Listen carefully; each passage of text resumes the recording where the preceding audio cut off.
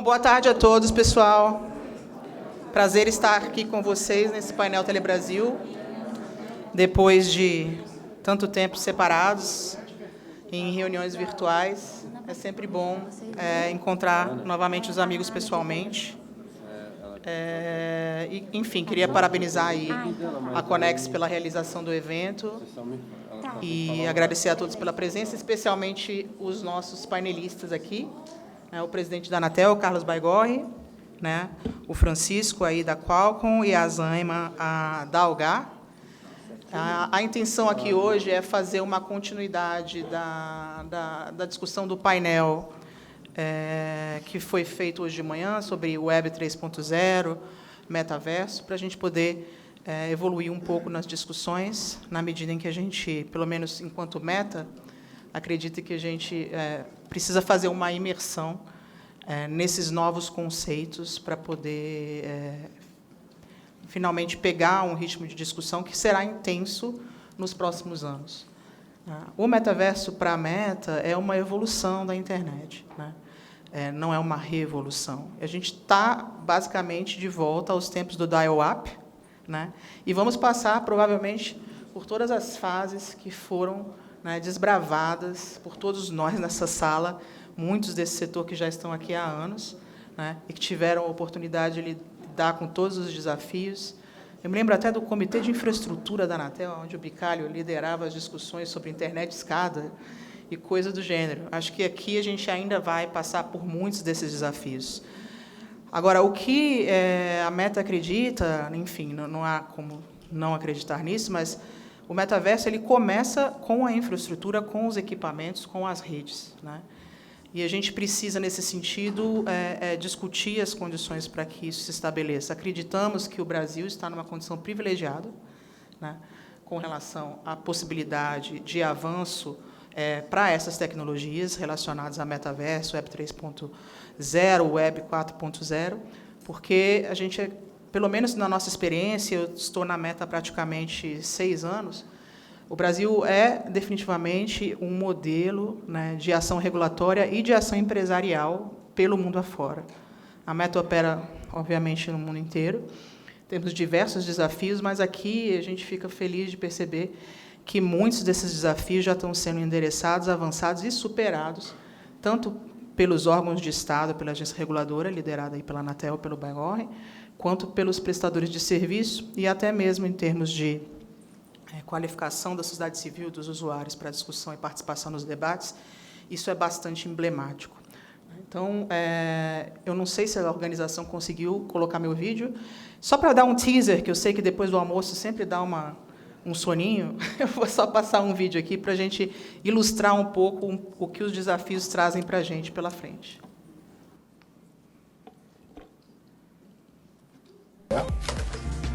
World Beyond. What do you think of the pass-through market? It's great. I want to share a little about Project Cambria, the code name for our high-end VR headset that's coming out later this year. Now, I'm not going to show you the headset yet, but you're looking at an experience called the World Beyond. It uses our Presence platform to blend the physical and virtual worlds together. This full-color pass-through version will only be available on Cambria, but you can try it on Quest soon through AppLab. This is just the beginning for mixed reality. Imagine being able to pull up your perfect workstation with as many screens as you want anywhere you go. Or working out with a virtual instructor who gets beamed into the room with you. Presence Platform lets you do all that and more. And soon we're releasing it so any developer can build these kinds of experiences. And I'm looking forward to seeing what you do with it. Um vídeo bem rapidinho aí do nosso fundador e líder aí, para mostrar esse equipamento que a gente deve lançar no final do ano, no começo do ano que vem nos Estados Unidos, que já é uma amostra de como os equipamentos de telecomunicações, os devices, vão permitir o uso da realidade misturada. Porque hoje, muitos de nós já temos alguma familiaridade, quem já teve a oportunidade de usar óculos de realidade virtual, já tiveram alguma familiaridade com isso, mas esse é um novo passo que a gente acredita que vai ser revolucionário na medida que todas as aplicações possíveis elas são inexploráveis, desde do treinamento, por exemplo, de médicos, né, até educação à distância, até reuniões, né, para que a gente supere, por exemplo, aquela necessidade de ficar de frente para um vídeo numa tela plana durante um processo pandêmico como a gente viveu. Ao mesmo tempo, um simples bonequinho desse mostra para nós, especialmente para o setor de telecomunicações, que os desafios podem ser enormes. Parece simples, né? É cute, é bonitinho, mas como isso vai virar realidade? Então, para abrir a discussão aqui, eu queria passar a palavra rapidamente para os nossos painelistas, para que façam colocações breves, de 3, 5 minutos no máximo, e depois a gente passa para uma rodada de perguntas para poder endereçar essas questões de forma ágil e consistente. Por favor, presidente, obrigada pela presença. Obrigado, doutora Ana Luísa. Bom dia a todos, bom dia a todas.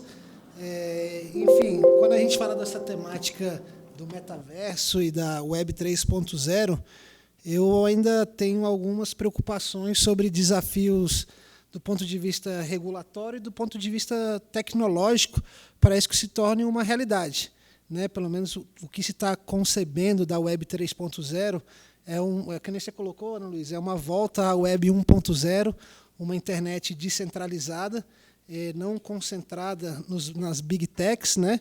E onde o blockchain e o NFT e as criptomoedas vão ter um papel central, justamente para permitir essa descentralização.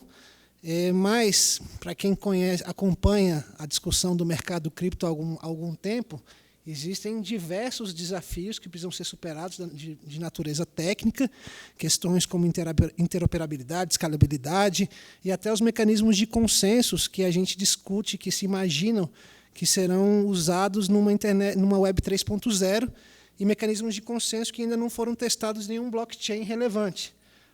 Quando a gente fala, por exemplo, do mecanismo de Proof of Stake, a gente tem aí o Ethereum 2.0 há alguns anos patinando em utilizar esse mecanismo de consenso. Então, assim, não consigo, ainda vejo isso com essa questão do Web 3.0 como um desafio muito grande. E quando a gente traz isso para o ambiente político-regulatório, existe muito desconhecimento sobre essa questão do blockchain, das criptomoedas. E quando a gente vê a discussão legislativa sobre isso, ainda tem uma abordagem muito como se isso fosse uma questão única e exclusivamente de lavagem de dinheiro. Enfim, eu acho que isso não é visto como uma plataforma de tecnologia, mas muito mais como um subterfúgio para esconder recursos e lavar dinheiro. Então, acho que essa diferença da visão de quem faz as regras, de quem faz a política, quem faz a regulação, em relação à visão que o mercado tem sobre o uso dessa tecnologia para uma nova versão da internet. É isso, doutora. Obrigada, presidente. De fato. Agora, Francisco, passando para você, quais são os desafios que você vê em matéria de tecnologias e infraestruturas para que a gente consiga caminhar, né, dentro desse novo contexto? Bom, boa tarde a todos. Obrigado, Ana Luísa, cumprimentar o Baigorre aqui. E esqueci o nome. Zaima.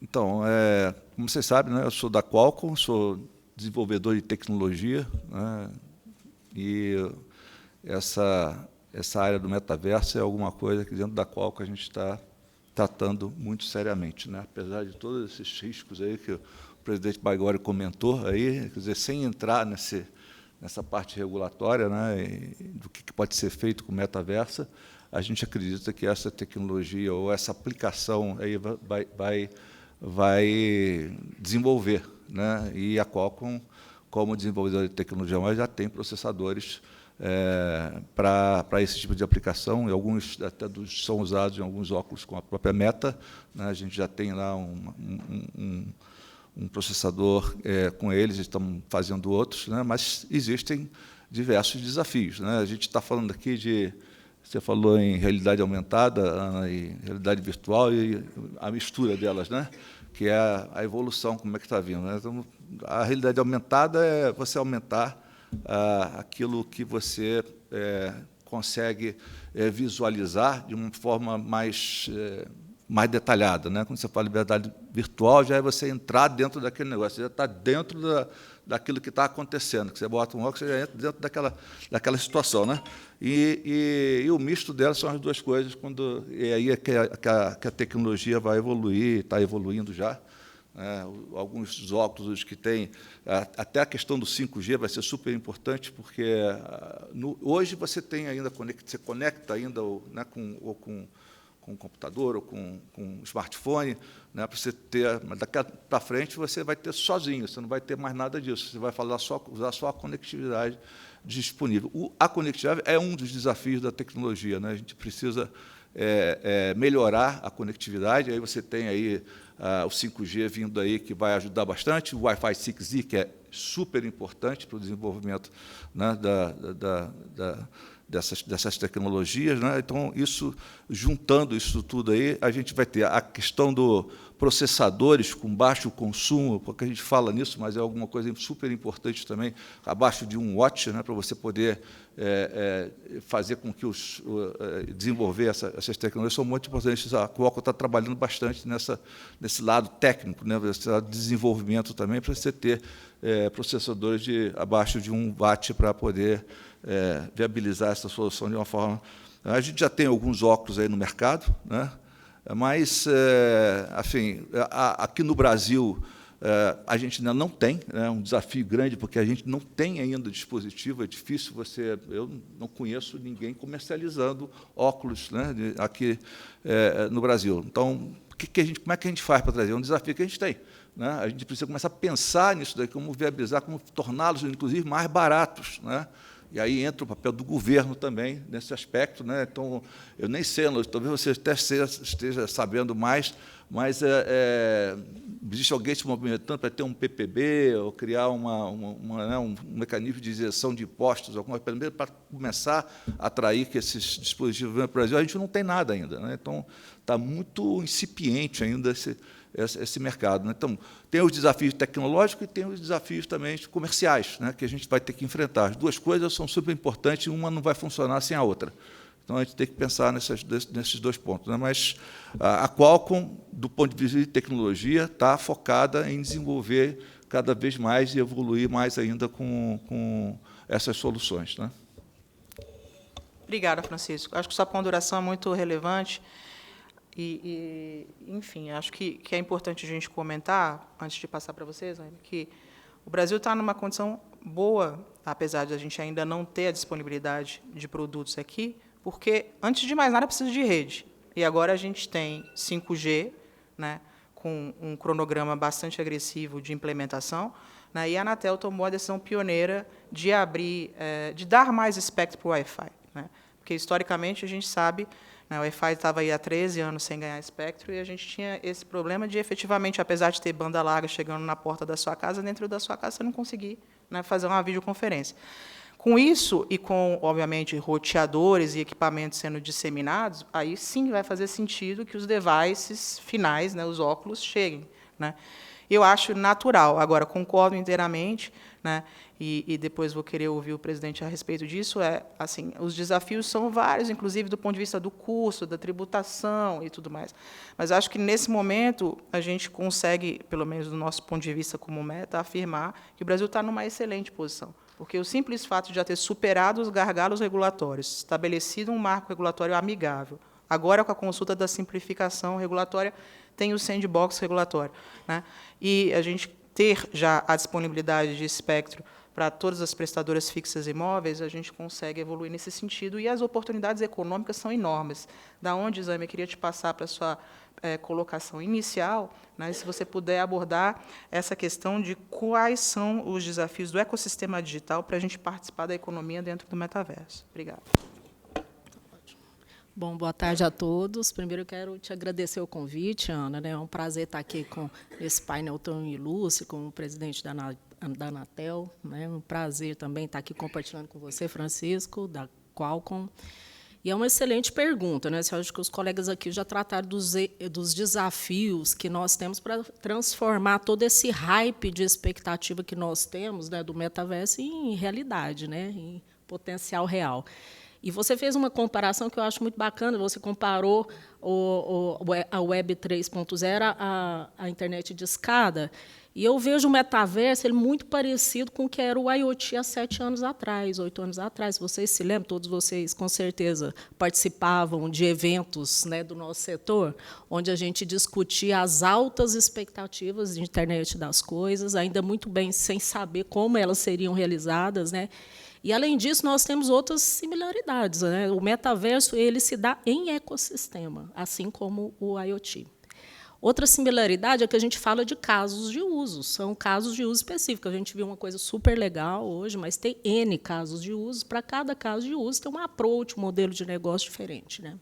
Existe desafio para todo o ecossistema do metaverso. Quando a gente fala da infraestrutura, a gente fala da conectividade, da evolução do 5G, e eu concordo com a Ana, a gente está no caminho de ter uma conectividade pronta para o metaverso acontecer de fato, mas nós temos a camada da virtualização. A gente precisa evoluir na computação de borda para fazer com que a experiência do cliente ela seja mais próxima possível da realidade. Isso é o metaverso, né? É transformar a nossa vida real em virtual, e, para isso, precisa de baixa latência, banda alta. A camada de virtualização ela traz isso. Traz também tudo isso que o Baigorre falou, que são as regulamentações relacionadas à monetização, né? Porque as plataformas, criptomoedas, elas também estão nessa camada de virtualização, assim como os gráficos dos avatares, né? Eu gostaria de ter umas armas muito parecidas comigo lá no mundo do metaverso. Ainda não é, gente. E depois a gente tem a camada dos óculos, dos gadgets, né? A camada da interface onde a gente interage com esse metaverso. E, nessa camada, eu vejo que a gente tem muito para evoluir, né? Assim, por mais que a gente tenha já alguns equipamentos apropriados para incursão no metaverso, vamos combinar, se a gente estiver fazendo uma reunião de, por exemplo, gestão dos nossos negócios, é insuportável a gente ficar com aquele óculos de realidade aumentada por 4, 5 horas. Então, a gente precisa da evolução desse óculos, a gente precisa de evolução de gadgets, de uma forma geral, para a gente se sentir inserido e imergido, né, no mundo. Tem muito a evoluir a tecnologia e vai acontecer. E depois tem aquela camada que é a camada que a gente, de fato, experimenta tudo isso que eu estou falando para vocês. E aí, nesse contexto, as empresas já estão muito avançadas. Óbvio, a meta, sem dúvida, né, assim, sendo capitaneando tudo isso, mas a gente tem a indústria de game, né? A indústria de game começou tudo isso. A gente já tem os jogos que são imersivos, a Riot com o League of Legends, né, o LoL, ou até a Fortnite, eles começaram essa história e os nossos filhos já estão lá no metaverso, né? Então, em todas as camadas, nós temos evoluções necessárias nesse ecossistema digital para que o metaverso, ele, de fato, alcance o hype da expectativa. Eu vi outro dia uma projeção de 2024, a gente está falando de 800 bilhões de dólares gerados pelo metaverso. Mas, para isso tudo acontecer, todas essas camadas que compõem o ecossistema, elas têm que chegar no ponto máximo, né? A gente ainda está no começo dessa história, por isso que eu gosto de fazer a comparação com a IoT, porque há 7 anos atrás a gente estava no começo dessa história, e hoje já é uma realidade e a gente vai chegar lá. É a nossa opinião. Muito bom, Alzheimer. Realmente temos muitos passos. E aí, voltando para o presidente Baigorre, você comentou, presidente, dos NFTs, e eu acho assim, é como a Zama colocou, é um ecossistema, nada vai funcionar sozinho, nenhuma empresa vai ser dona de um metaverso, todos eles precisam ser interoperáveis, e os desafios são enormes, e também a forma de funcionamento, né, da economia dentro do metaverso vai ser diferente. Então, criadores de conteúdo vão ser essenciais para isso. Como que a Anatel está trabalhando e pensando em se modernizar, além do, obviamente, a gente já vê, a Anatel hoje está fazendo um programa de redução da carga regulatória para as empresas de telecom, que é magnífico, e que vai permitir, por exemplo, que as empresas não só se dediquem a cumprimento de obrigações, mas como inovar e criar novos serviços e trabalhar em outras camadas, para além da camada de rede, né? E como que a Anatel pensa no futuro em interagir com outros órgãos, por exemplo, né, de proteção de direitos e regulação de ativos no meio digital. Obrigado, Ana. Bom, essa pergunta que você coloca, ela mostra o que eu falei ontem na abertura do painel, de como a visão, de como a estrutura do Estado para lidar com essas questões dessa revolução digital que está acontecendo, não para de acontecer, ela é inadequada, como a estrutura do Estado é inadequada para lidar com essa nova realidade dos serviços digitais, do mundo digital, da economia digital e da transformação digital. Eu não acredito que a Anatel sozinha possa atuar além da camada de infraestrutura, disponibilizando espectro, disponibilizando o espectro para o 5G, o espectro para o Wi-Fi 6, facilitando as redes surgirem, certificando equipamentos que vão usar o espectro. Então, assim, eu acho que hoje, na estrutura que existe do Estado, a Anatel vai continuar atuando naquilo que faz e vamos precisar interagir com outros órgãos. E aí, cada vez, a complexidade dessas interações vão ficar maior.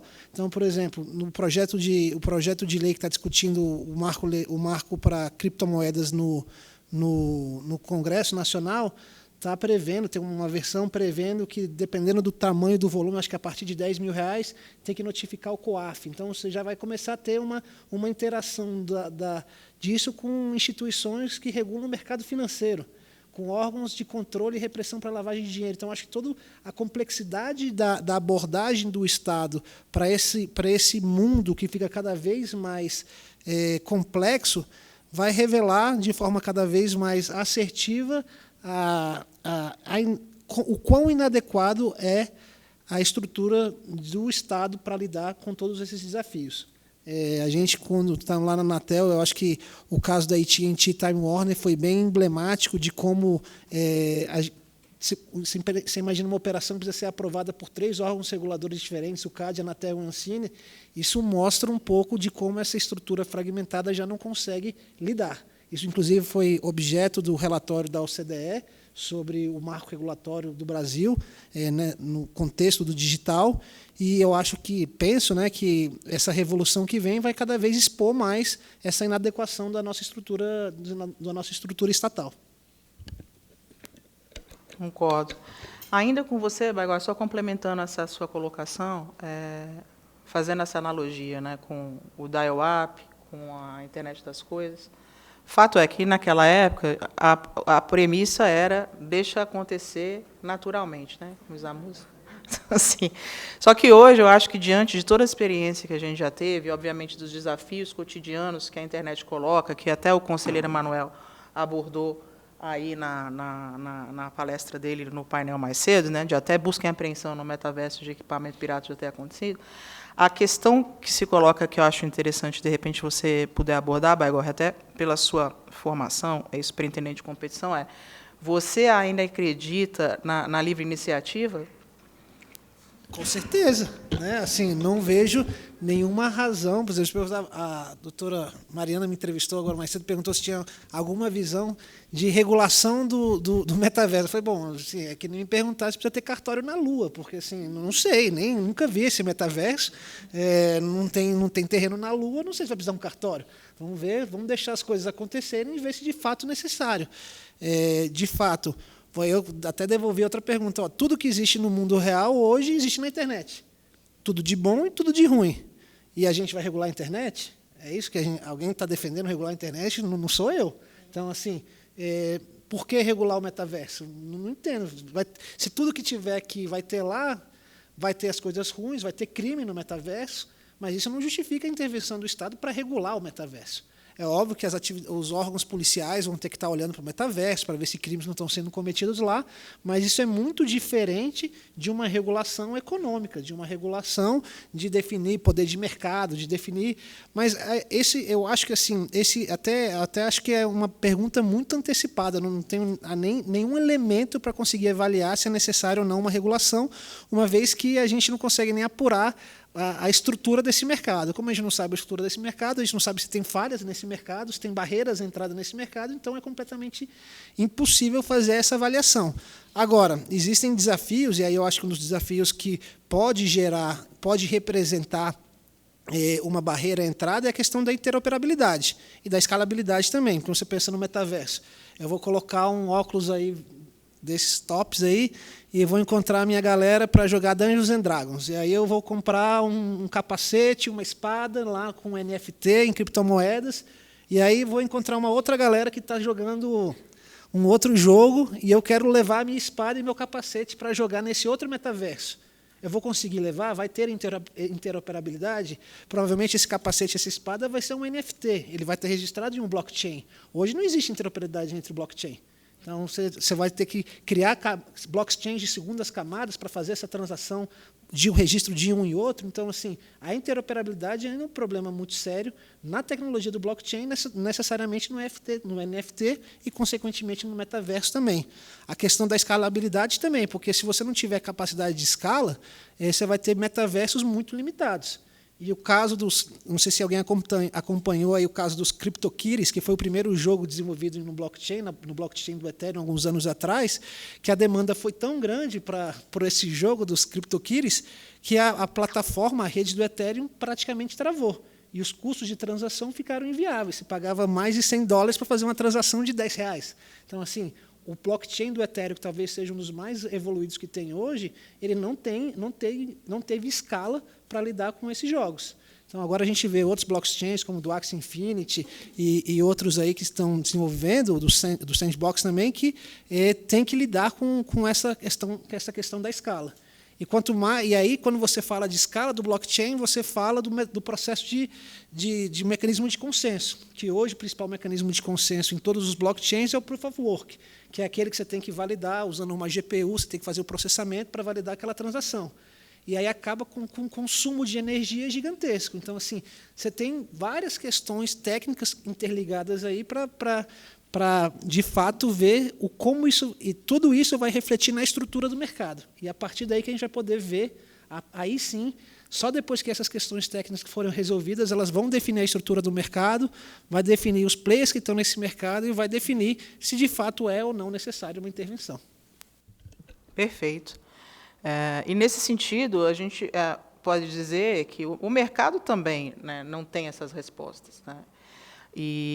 Mas ele está se organizando para responder. Então, puxando um pouco já para o Chico, do ponto de vista dessa questão de definições, por exemplo, de standards, na semana passada, se eu não me engano, para ser exata, foi criado o primeiro fórum de standards para o metaverso. Várias empresas são membros, inclusive a Qualcomm e a Meta, né?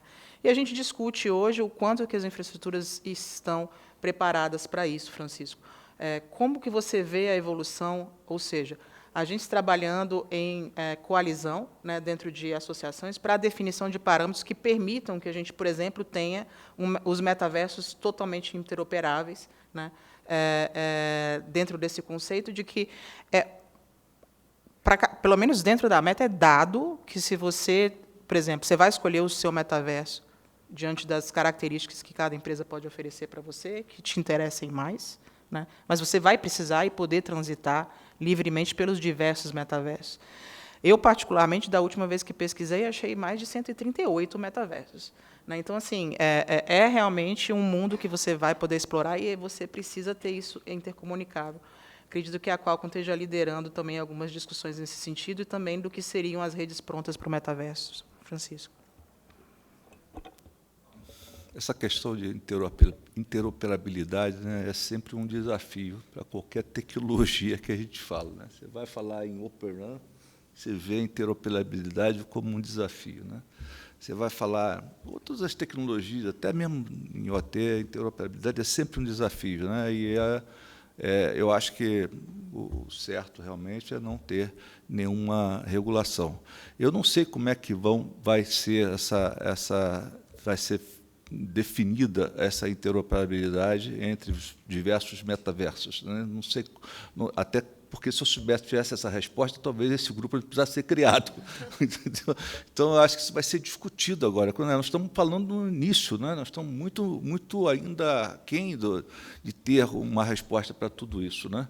Agora, a gente, como desenvolvedor de tecnologia, né, a gente vai conseguir, discutindo isso daí com o mercado, com os interessados, né, com os players, com as big telcos que também vão participar desse mercado, não só ela, porque agora a gente acho que vai ter um modelo mais descentralizado, né, muito mais descentralizado do que a gente vai conseguir discutir isso e dentro do nosso ecossistema de desenvolvedores de tecnologia chegar a um ponto em que essas coisas sejam permitidas. Evidentemente, não tem o menor sentido a gente não endereçar essa questão, né, de interoperabilidade entre os diversos metaversos e tentar resolver essa questão.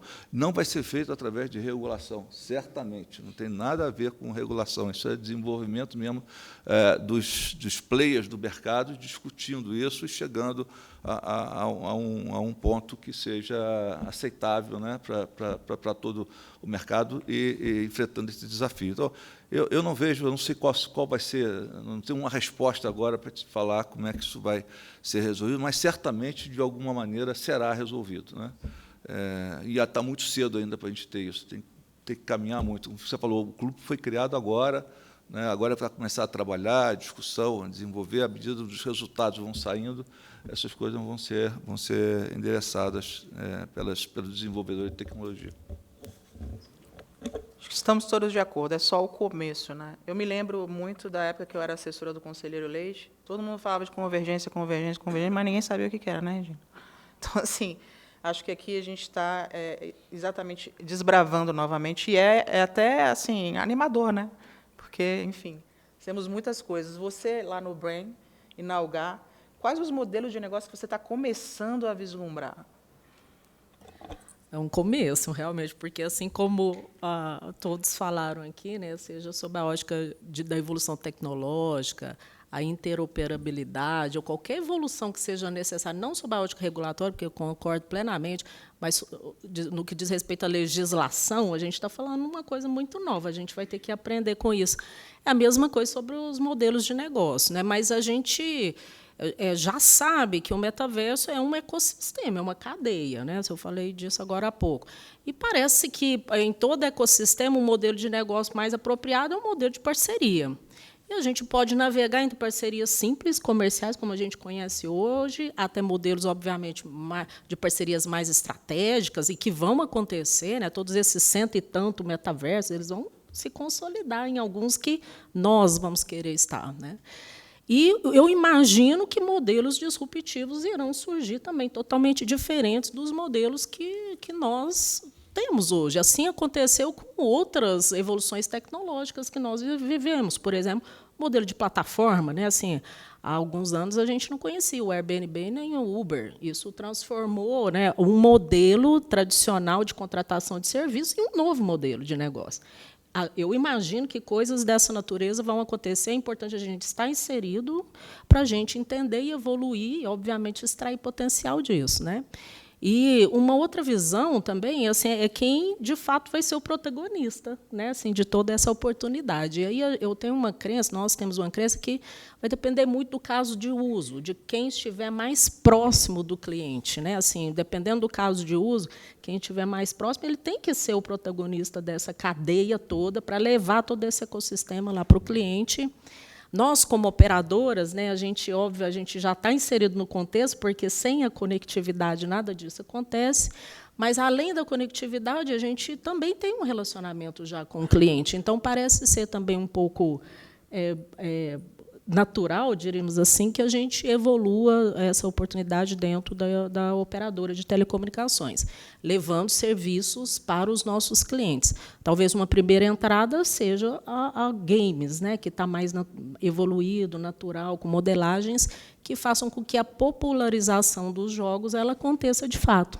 O Brasil ele é o terceiro país em números de usuários de game, mas ele é o 10º país em receita desse negócio.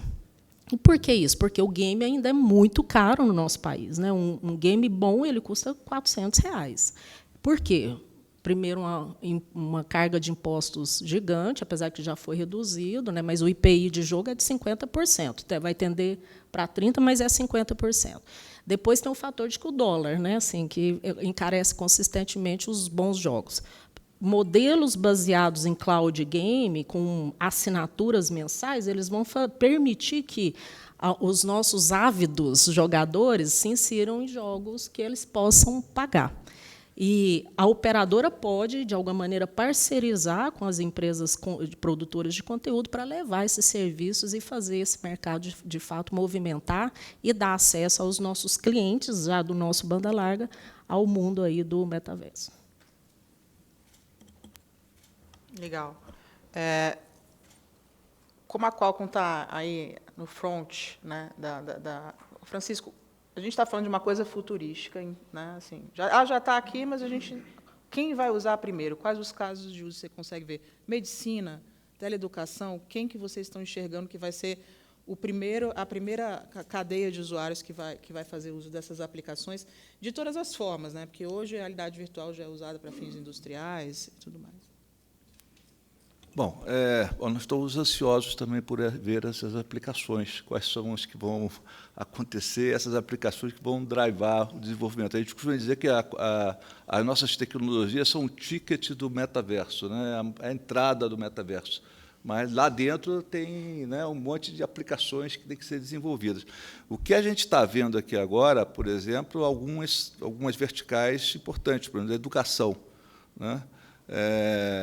Você usar metaverso para aprendizado, para treinamento, algumas empresas já estão começando a surgir aí que fazem esse tipo de aplicação. É um mercado extremamente importante. Jogos é outro também. Esse a gente já falou aqui bastante, o que a gente está vislumbrando. Aqui no Brasil, até eu escutei falar aqui, vai ter uma licitação aí que está para sair aí, até do governo, para a área de educação, compra de vários óculos, né, para serem usados dentro da...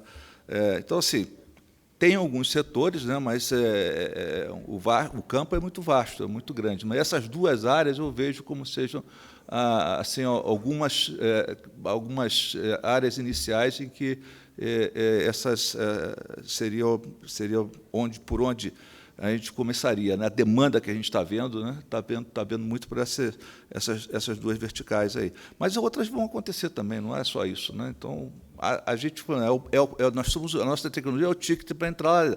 Agora, o que vai ter lá nessa aí, os parceiros, os desenvolvedores dessas aplicações que vão colocar isso no mercado e que vão drivar isso, né? Isso pode até mudar, né, em função da evolução, né? Pode até mudar. Hoje é essa a realidade, amanhã pode ser uma realidade um pouco diferente também. Voltando para o nosso presidente Baigorre, eu tenho visto a Anatel adotar uma série de iniciativas que são totalmente relacionadas a que você tenha um ecossistema digital saudável. Desde, por exemplo, do processo de simplificação regulatória até a questão da cibersegurança, das infraestruturas críticas. Como que você avalia o trabalho da Anatel, como que ele pode acompanhar, além, obviamente, dos estudos de mercado que, né, a assessoria técnica faz, nesse sentido, para que ajude o ecossistema a desenvolver a capacidade necessária para que a gente consiga estudar esse assunto e manter ele vivo? Olha, eu acho que assim, o nosso papel hoje é fundamentalmente criar as condições de infraestrutura, de acesso das redes, das redes, pensando no espectro, pensando nas redes fixas, na fibra ótica. Então, assim, eu acho que esse é o limite que a gente consegue ajudar. Entrar já nos conteúdos, eu acho, por exemplo, o Chico falou do metaverso para a educação. Eu acho que com certeza uma aplicação de uso muito importante, tem um potencial transformador, mas primeiro a gente tem que conectar as escolas, né? E aí eu acho que é um grande trabalho lá do GAP, coordenado pelo conselheiro Vicente Aquino, com o edital com o recurso do edital do 5G, de fato levar uma conectividade para a escola que resolva, né, a conectividade e viabilize um projeto pedagógico digital. Mas isso é só um pedaço, né? Assim, por exemplo, eu sempre comentei esses dias. Imagina, no mundo ideal, você tem uma escola com 1 gigabit de segundo para cada aluno com óculos virtual lá na sua sala, dentro de um metaverso, e eles vão estudar o quê? Os afluentes do Rio Amazonas, vão decorar as datas comemorativas do Brasil, os feriados nacionais. Então, assim, se você não tiver um conteúdo que justifique ter isso, é simplesmente gastar dinheiro à toa, porque para ensinar tabuado, você consegue ensinar no quadro negro, como você sempre fez. Então, assim, eu tenho essa questão do conteúdo que vai viabilizar não está no colo da Anatel. O que a gente consegue, a gente tem um limite da nossa atuação. O limite da nossa atuação é viabilizar que a rede exista.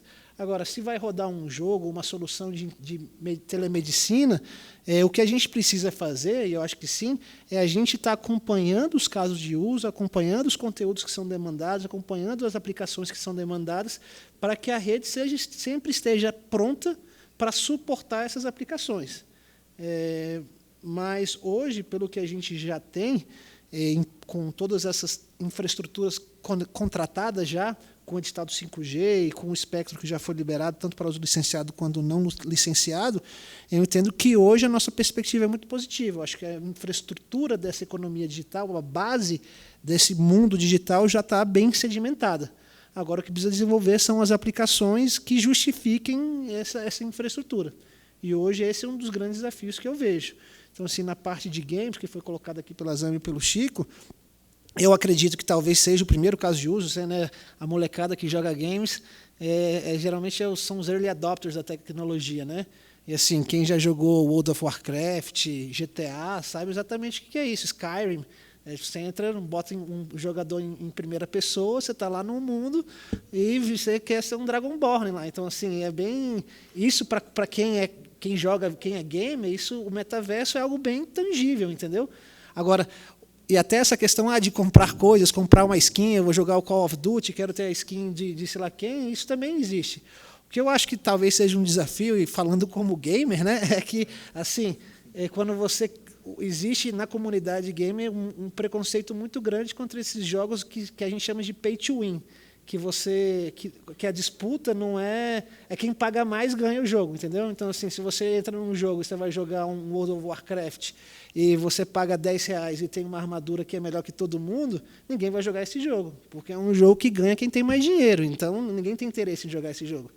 Então, assim, é mais ou menos o problema que a Blizzard está tendo com o Diablo Immortal, que saiu recentemente. Você gasta, para você deixar seu personagem no nível máximo, você tem que gastar quase $30 mil. Então, assim, ninguém vai jogar isso. Então, assim, existem esses desafios também das aplicações. Vou dar uma viajada aqui. Obrigado.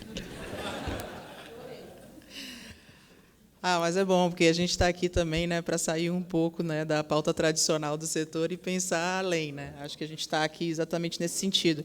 Então, só para fazer mais uma provocação para a Zami antes de abrir para a plateia, eu sei que a gente está no nosso limite de tempo, mas a gente começou um pouquinho mais tarde, então vou me permitir extrapolar um pouco o tempo aqui. Essa questão da criação de conteúdo ela é fundamental, né, e ela vai exigir, pelo menos do nosso ponto de vista, enquanto empresa de tecnologia, parcerias que a gente tem feito agressivas com os criadores, né? Desde, assim, a gente está falando, por exemplo, de influencers, né? É um mercado de avatar e todas essas questões, roupinhas para avatar, enfim, tanta coisa, né? Que elas parecem triviais, mas elas não são, né? E elas cativam os usuários, né? É um fato que o usuário compra mais banda larga para poder conseguir usufruir essas experiências. Como que você vê, e você mencionou as parcerias, essa parceria das teles também, né? Não para criar o conteúdo, né, porque, infelizmente, a lei do SEAC não permite, mas para poder estimular o ecossistema de criadores. Excelente. Mas, antes de responder, eu quero pegar um gancho aqui com o Baigorre, porque eu tenho um filho gamer, né, 15 anos, tal, e ele é jogador do LOL. E ele já jogou Fortnite, mas hoje ele joga LOL, tal. E essa semana, eu converso com ele, né, eu fui contar para ele que eu participaria desse momento aqui, óbvio, né, contando vantagem desse momento importante na minha vida, toda feliz. Falei, eu vou participar de um painel para falar de metaverso. Ele falou assim para mim, eu acho esse negócio de metaverso uma besteira, 15 anos. Eu falei, por quê? Aí, óbvio, eu fiquei murcha, né, falei, nossa, menino. Aí ele falou assim, olha, você mesmo me falou que qualquer inovação, para ela acontecer de fato, ela precisa resolver um problema. Que problema que o metaverso está resolvendo? Aí eu refleti, eu falei, olha, por que você decidiu jogar online? Ele respondeu que porque é muito mais divertido jogar online com os meus amigos, interagir, combinar jogos, etc. É muito mais legal do que jogar contra a máquina. Falei, esse é um dos casos de uso que o metaverso está se propondo resolver, além de outros. Mas por que eu quis pegar esse gancho? Porque para falar que o metaverso ele já acontece, gente, né? Assim, a gente está aqui discutindo, obviamente, a evolução do metaverso. Eu concordo plenamente. São as aplicações, todos esses outros problemas que o metaverso metaverso vai resolver é que vai fazer ele se tornar tão grande quanto isso. E passa por, obviamente, esses modelos de parceria em toda a cadeia. E aí, assim, a entrada, eu falei assim, isso antes aqui, a entrada para o mundo do metaverso é ter conectividade, né?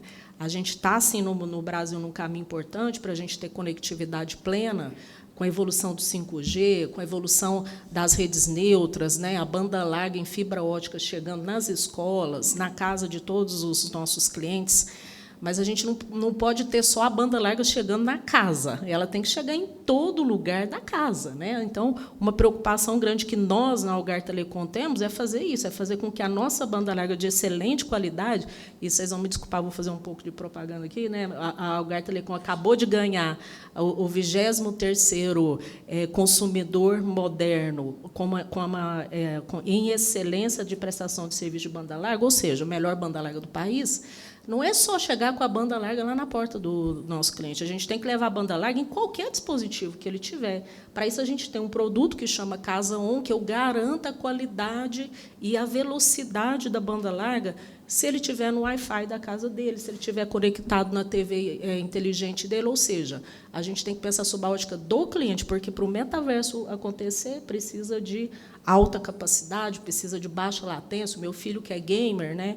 Óbvio que depois que eu instalei o Casa On, minha vida melhorou muito, eu garanto para vocês, porque qualquer ping que demora um pouco num jogo, ele perde o jogo, ele vai ficar bravo comigo, porque eu sou da Algar Telecom. Se eu não fosse da Algar Telecom, ele ficaria bravo com a operadora. E é isso que uma operadora tem que fazer, de fato, se a gente quiser, de alguma maneira, criar um ecossistema favorável e positivo para o metaverso acontecer.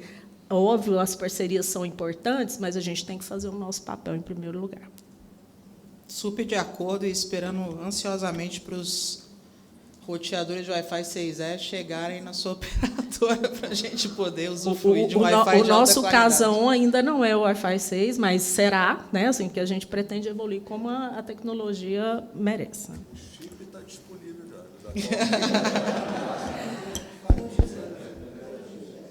Giuseppe, infelizmente, nosso amigo Giuseppe está, né? Bom, eu queria, enfim, em primeiro lugar, agradecer a todos, mas abrir para a plateia a oportunidade de pelo menos uma ou duas perguntas, já que eu já levei Por favor.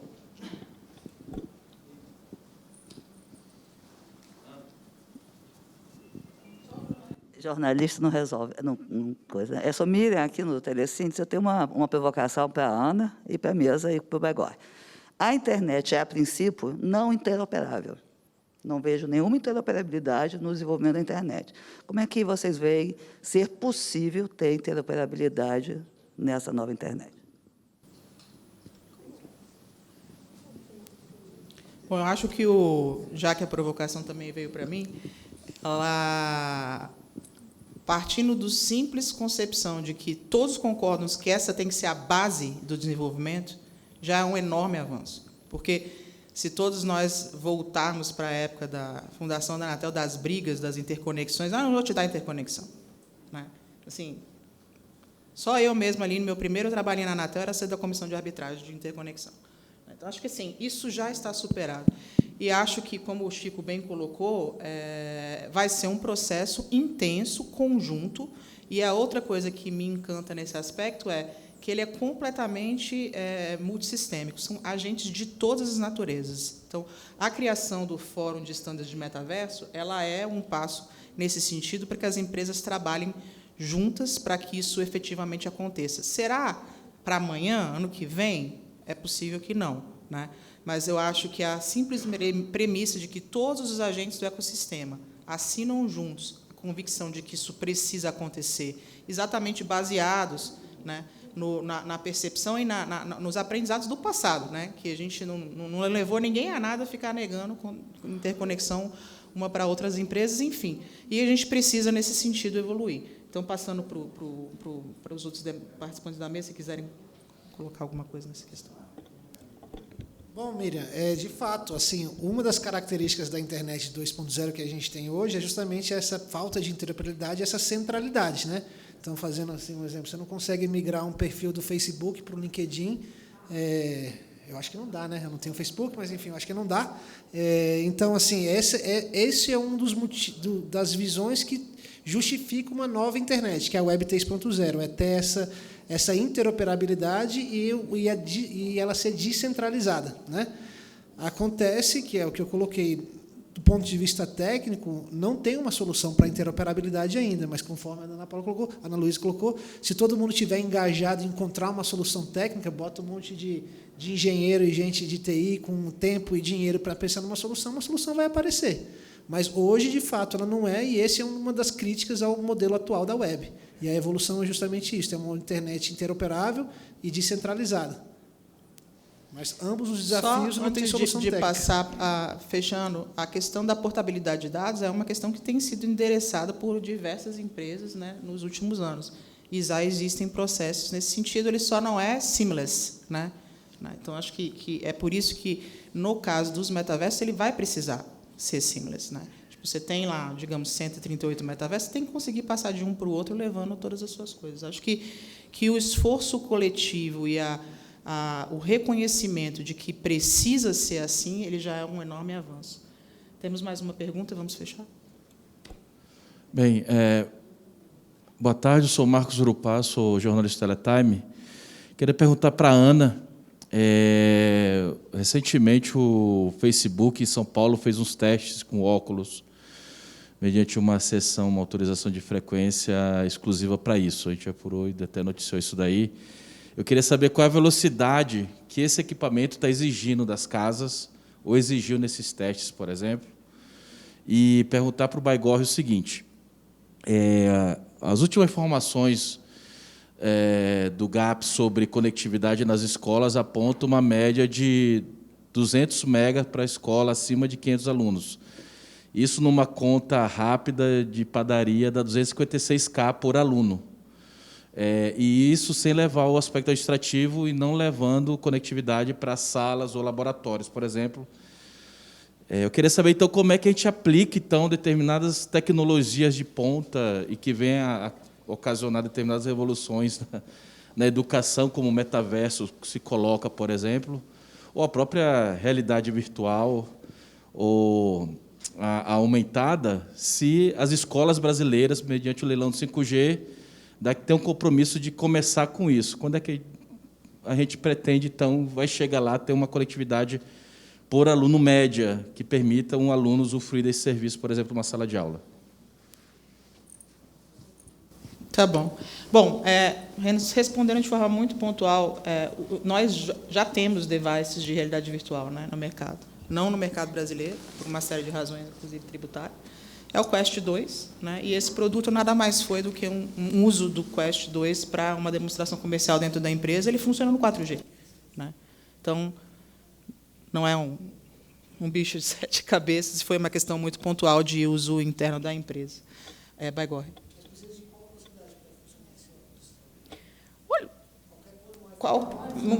Tipo, num Wi-Fi de boa qualidade e num 4G de boa qualidade, você consegue experimentar hoje, né? Tem várias empresas, inclusive, que fazem, né, usam equipamento de realidade virtual para fazer test drive virtual. Se você for numa digamos, a BMW, é capaz deles te oferecerem essa funcionalidade, vai funcionar.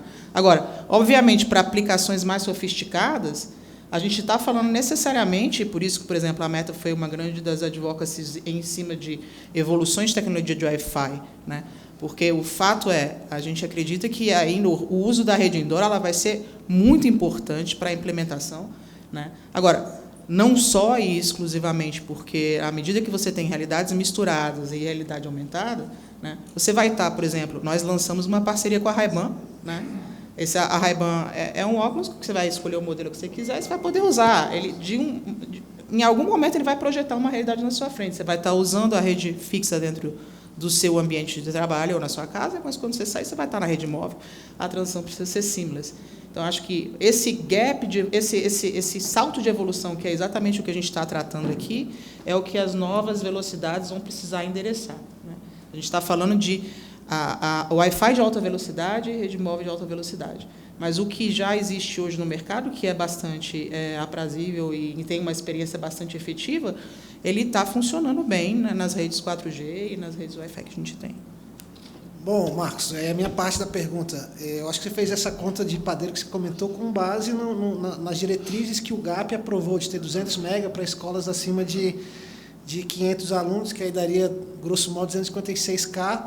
E aí, pelo que eu estou entendendo da pergunta, falou, não dá para ter 500 alunos com óculos de realidade virtual ao mesmo tempo. Isso que você perguntou primeiro para ela. Eu acho que, realmente, de fato, eu acho que não me parece ser razoável que vão ter os 500 alunos usando o óculos de realidade virtual ao mesmo tempo. Mas, assim, numa escola também com 500 alunos não tem 500 vasos sanitários, porque provavelmente eles não usam os 500 ao mesmo tempo. Então, assim, vai ter que... É óbvio que a realidade vai se impor. Então, se a escola tiver 200 megabits por segundo, eles vão ter que imaginar como fazer... os óculos virtuais que o Chico falou que o governo vai comprar, eu não sabia disso, deu furo aqui, mas, enfim, aí vai ter que dimensionar isso com a realidade se impõe. Agora, o que eu queria colocar também aqui é, tipo assim, não criar a expectativa de que o GAP e o edital do 5G é uma bala de prata que vai resolver o problema da conectividade nas escolas. Não é isso. Assim, eu acho que é criar uma expectativa falsa. Criar isso. É óbvio que ele vai ajudar, é óbvio que ele vai contribuir, é óbvio que ele vai avançar, mas o desafio da educação, ele não vai ser resolvido pelo GAP e pela Anatel. Não existe isso. E o desafio da educação é muito maior que o da conectividade. O desafio da educação tem a ver com capacitação de professor, tem a ver com conteúdo, com a base curricular, tem a ver com a conectividade, tem a ver com a violência escolar, tem a ver com remuneração de professor, tem a ver com N motivos que não só a conectividade. Então, assim, imaginar que o GAP e a Anatel, com o edital do 5G, se fosse tão, tipo assim, com 3 bilhões de reais se resolve o problema da educação brasileira, não vai resolver, não é isso. O problema da educação brasileira é muito mais complexo que esse, e que 3 bilhões de reais talvez é a contribuição que a Anatel, que o setor de telecomunicações pode dar. Mas isso, de longe, não é suficiente para endereçar os desafios de uma educação digital para o futuro digital, para uma sociedade digital que se impõe ao Brasil. Bom, acredito... Você quer responder? Tá bom. Por favor. Antônio, eu com toda sinceridade, eu nem ia fazer pergunta, porque é difícil você fazer uma pergunta sobre uma coisa que você não conhece. E eu confesso aqui que eu não sei o que é metaverso. Então, a partir disso já começa a ficar difícil. Mas a gente tendo uma ideia de que nós estamos falando de rede, nós estamos falando de conectividade, então a gente sabe mais ou menos do que está se falando. Então, na verdade, eu vou deixar algumas dúvidas que ficariam como pergunta, e, por favor, não responda, porque eu acho que a gente não vai sair daqui, hoje. Mas o que eu queria colocar, na verdade, está falando muito em interoperabilidade, né? E, até onde eu conheço alguma coisa do metaverso, a coisa mais do que interoperabilidade está a interação das pessoas, ou seja, há muita interação.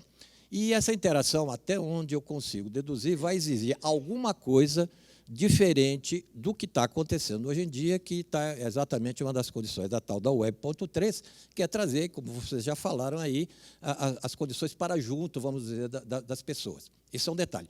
E essa interatividade leva a outra questão, que é uma coisa que na Internet 2 ficou assim meio de baixo, que é a questão vamos dizer, das velocidades de transmissão do uplink, do downlink, de para cima e para baixo. No metaverso, até onde entendo devido a essa interatividade, há uma obrigatoriedade quase a ida e a volta serem iguais. Quer dizer, não só em grandes quantidades, por conta da característica, e aí depois eu colocar outra coisa, mas também. Então, esse já é um fato inerente, viu, presidente, que eu acho que, queiramos ou não queiramos, aí na questão das redes, isso vai ter influência, porque vai acabar esse negócio de um uplink baixo, um uplink alto, não sei o quê, não sei o quê. Isso é um detalhe. E o segundo aspecto está exatamente em relação, dentro da questão do que é o metaverso. O que é isso? É um serviço. Bom, se for serviço, desculpe, presidente, vai ter que ser regulado. Se for serviço, tem que ser regulado. É um aplicativo? Não, aí já o aplicativo já é uma coisa diferente.